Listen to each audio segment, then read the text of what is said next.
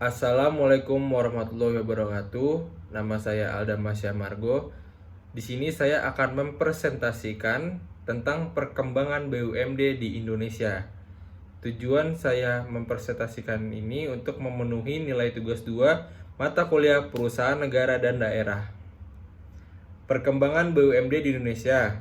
Penerapan otonomi daerah memberikan banyak implikasi kepada seluruh masyarakat pemerintah daerah dalam meningkatkan visi dan kreativitas untuk dapat terus memajukan daerahnya sesuai dengan potensi masing-masing serta mengutamakan aspek lokalitas dalam penerapan kebijakannya.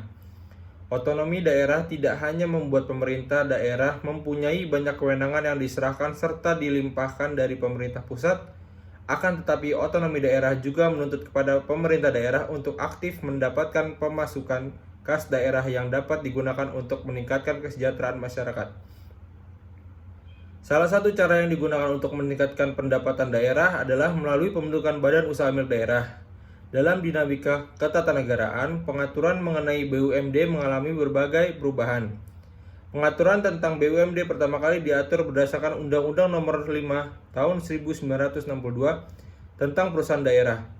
Kemudian diatur lebih lanjut melalui Permendagri Nomor 3 Tahun 1998 tentang bentuk badan hukum usaha milik daerah. Setelah Undang-Undang Nomor 23 Tahun 2014 tentang pemerintah daerah diundangkan, maka Undang-Undang Nomor 5 Tahun 1962 tentang perusahaan daerah dicabut dan dinyatakan tidak berlaku. 3 tahun setelah Undang-Undang Pemda diundangkan, pemerintah menetapkan Peraturan Pemerintah Nomor 54 Tahun 2017 tentang Badan Usaha Milik Daerah. Perubahan regulasi tersebut pastinya juga memberikan perbedaan bentuk hukum, mekanisme penyertaan modal daerah, serta kepemilikan sahamnya. Berdasarkan Pasal 4 Undang-Undang Nomor 5 Tahun 1962, posisi Badan Hukum BUMD berlaku sejak dibentuknya Peraturan Daerah tentang Badan Usaha Milik Daerah. Nomenklatur penyebutan BUMD dalam undang-undang tersebut adalah perusahaan daerah. Model perusahaan daerah terdiri seluruhnya atau sebagian berasal dari kekayaan daerah yang dipisahkan. Model perusahaan daerah yang seluruh modalnya berasal dari kekayaan daerah tidak terbagi menjadi saham-saham, sedangkan perusahaan daerah yang modalnya sebagian berasal dari kekayaan daerah terbagi menjadi saham-saham. Pada awalnya, perusahaan daerah tidak dibedakan bentuk badan hukumnya, baik perusahaan daerah yang seluruhnya modalnya berasal dari kekayaan daerah, ataupun perusahaan daerah yang sebagian kekayaannya berasal dari kekayaan daerah. Selanjutnya, Permendagri Nomor 3 Tahun 1998 mengatur mengenai perbedaan bentuk badan hukum perusahaan daerah. Di Pasal 2 Permendagri menyebutkan bahwa bentuk badan usaha milik daerah dapat berupa perusahaan daerah atau perseroan terbatas atau PT. Bentuk badan hukum ini juga berimplikasi pada ketundukan tiap badan hukum terhadap regulasi yang mengaturnya. BUMD yang berbentuk perusahaan daerah tunduk pada undang-undang yang mengatur tentang perusahaan daerah. Sedangkan BUMD yang berbentuk PT tunduk pada Undang-Undang Nomor 1 Tahun 1995 tentang perseroan terbatas. Secara kepemilikan saham dari BUMD yang terbentuk PT dapat dimiliki oleh pemerintah daerah, perusahaan daerah, swasta, dan masyarakat. Akan tetapi, kepemilikan saham mayoritas harus dimiliki oleh pemerintah daerah dan perusahaan daerah. Saat ini pengaturan BUMD tunduk di bawah Undang-Undang Nomor 23 Tahun 2014 tentang pemerintahan daerah yang berimplikasi pada pencabutan Undang-Undang 5 Tahun 1962. Di dalam Undang-Undang Pemda disebutkan bahwa badan hukum BUMD dapat terbentuk perusahaan umum daerah atau perseroan daerah.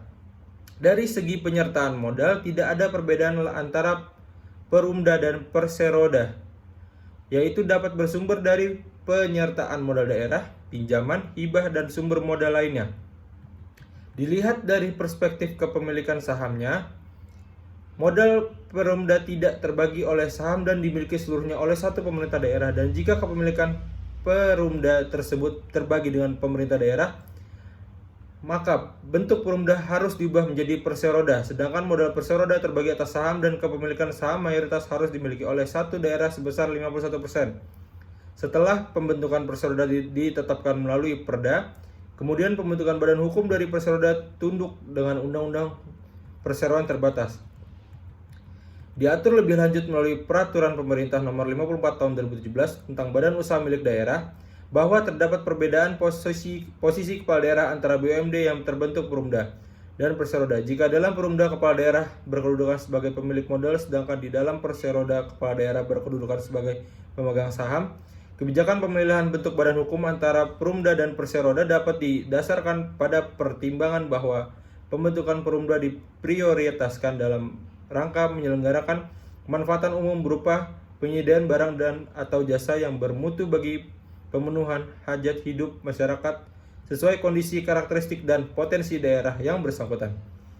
Kesimpulannya dari presentasi ini, keberadaan BUMN perwujudan pasal 33 ayat 2 Undang-Undang Dasar tahun 1945 yang mengamanatkan bahwa cabang-cabang produksi yang penting bagi negara dan yang menguasai hajat hidup orang banyak dikuasai oleh negara.